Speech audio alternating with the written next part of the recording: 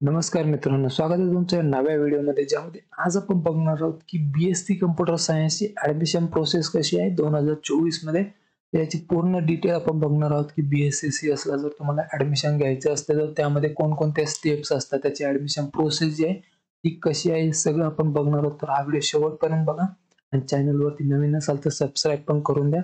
आणि चला व्हिडिओला सुरुवात करूया आणि बघूया की बीएससी सीएस ची ऍडमिशन प्रोसेस नक्की कशी असते 2024 मध्ये.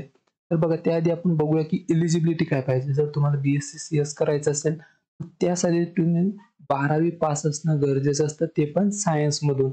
बघा, इथे सायन्स असणं गरजेचं आहे तुमचं 12वी मध्ये, तरच तुम्ही जे बीएससी सीएस करू शकता. प्लस मॅथमॅटिक्स हा सब्जेक्ट पण पाहिजे, मॅथ असेल तरच तुम्हाला ऍडमिशन इथे दिलं जातं बीएससी सीएस ला. ही झाली एलिजिबिलिटी. आणि आता बघूया की याची प्रोसेस कशी असते ऍडमिशनची बीएससी सीएस ची. तर बघ, याची जी प्रोसेस असते त्यामध्ये सगळ्यात आधी तुम्हाला काय करायचंय, जे कॉलेज तुम्हाला पाहिजे, जिथे तुम्हाला ऍडमिशन घ्यायचं त्या कॉलेजला तुम्हाला जायचंय, तिथे व्हिजिट करायची, भेट द्यायची त्या कॉलेजला. तिथे गेल्यानंतर ते तुम्हाला ऍडमिशन फॉर्म देतील, तर तो ऍडमिशन फॉर्म तुम्हाला योग्यरित्या काळजीपूर्वक भरायचं, लक्ष देऊन सगळे सूचना वगैरे वाचून तो फॉर्म भरायचा आहे तुम्हाला तिथे. आणि त्यानंतर तुम्हाला सगळे ओरिजिनल डॉक्युमेंट्स द्यायचे. बघा, ओरिजिनल डॉक्युमेंट्स द्यायचे तुम्हाला, ते सबमिट करायचे. आता बघा, बरेच मुलं काय करतात की जे इन्कम सर्टिफिकेट असेल, जर कास्ट मध्ये येत असेल तर कास्ट व्हॅलिडिटी वगैरे, कास्ट सर्टिफिकेट आहे ते याच्या पावत्या जोडत असतात. पण पावत्या जोडण्यापेक्षा काय करायचं, निकाल लागला तुमचा 12वीचा तर तेव्हा तुम्हाला सेतूमध्ये जाऊन तिथे इन्कम सर्टिफिकेट वगैरे काढून ठेवायचंय.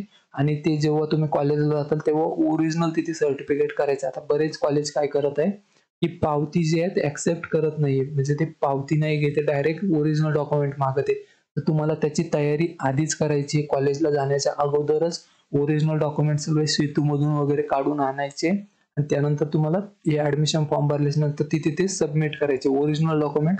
ते झाल्याच्या नंतर तुम्हाला फीज द्यायचे. बघा, आता बरेच विद्यार्थी विचारतात ही जी फी असते बीएससी सीएस ची ती एकदाच भरायची असते का. तर बघा, तुम्हाला जर एकदा भरता येत नसेल तर तुम्ही काय करायचंय, हे सगळं झाली की प्रोसेस, याच्यामध्ये तुम्हाला प्रिन्सिपल सरांच्या नावाने ऍप्लिकेशन द्यायचं, अर्ज करायचा आहे की माझी परिस्थिती एवढी चांगली नसल्यामुळे मी एकदाच फी भरू नाही शकत, तर मला 2 किंवा 3 इन्स्टॉलमेंट मध्ये फी भरण्याची मुभा द्यावी. तर ते काय करतात, त्याच्यावरती तुम्हाला सिग्नेचर देईल प्रिन्सिपल सर. त्यानंतर तुम्ही ते हप्त्यामध्ये जी फी आहे ती भरू शकता तिथे जाऊन. आणि जर एकदा का तुमचं फीचं डन झालं की तुमचं ऍडमिशन हे जे आहे ते कम्प्लीट होऊन जातं. तर बघा, ही झाली एक सिंपल प्रोसेस, पण यामध्ये काही गोष्टी आहेत ज्या लक्षात ठेवण्याच्या असत्या. बघा, आता सध्या बीएससी सीएस साठी खूप कॉम्पिटिशन वाढलंय.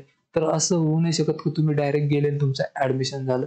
बऱ्याच कॉलेजला इतकी कॉम्पिटिशन आहे की तुम्ही जाईपर्यंत कॉलेज जे आहेत ते तिथल्या जागा ज्या आहेत भरून जात आहे. तर त्यासाठी तुम्ही काय केलं पाहिजे, तर बघा, जर तुम्हाला ऍडमिशन सक्सेसफुली घ्यायचंय त्यासाठी तुम्हाला आधीच सुरुवात करायची. म्हणजे तुम्हाला जेव्हा तुमचा निकाल लागला तर त्याच्या आधीपासूनच तुम्हाला रिसर्च करायची की तुम्हाला कोणकोणते कॉलेज घ्यायचे. म्हणजे तुमच्या जवळचे जे पण चांगले कॉलेज असतात त्यांची माहिती काढायची आहे, त्यांचं कट ऑफ वगैरे कसं आहे, काय आहे, त्यांची ऍडमिशन प्रोसेस कशी आहे, पूर्ण गोष्टी ज्या आहेत आधीच काढून ठेवायच्या आहे.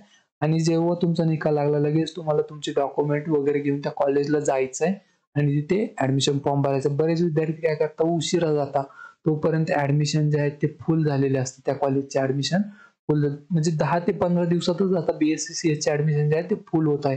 तर तुम्हाला लवकरात लवकर जायचं. आणि बघा, यामध्ये तुम्हाला काय करायचंय की एकापेक्षा जास्ती कॉलेजला अप्लाय करायचंय. तुम्हाला फक्त एकाच कॉलेजवरती टिकून नाही राहायचंय, 2 ते 3 कॉलेजला कमीत कमी तिथे फॉर्म भरून यायचे तुम्हाला.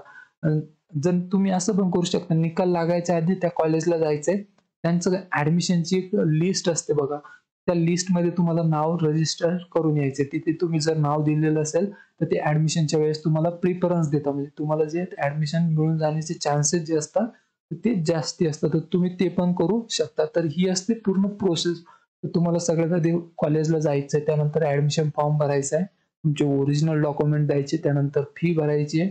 जर हप्ते घ्यायचे असेल तर मी सांगितलं ऍप्लिकेशन द्यायचंय, त्यानंतर तुम्हाला हप्ते मिळून जातील आणि तुमचं ऍडमिशन जे आहेत कन्फर्म होईल, तिथे तुम्हाला ऍडमिशन मिळून जाईल. आणि याच्या रिलेटेड जर अजून काही इन्फॉर्मेशन हवी असेल तर कमेंटमध्ये नक्की विचारा, तिथे मी तुम्हाला नेहमी रिप्लाय करत असतो.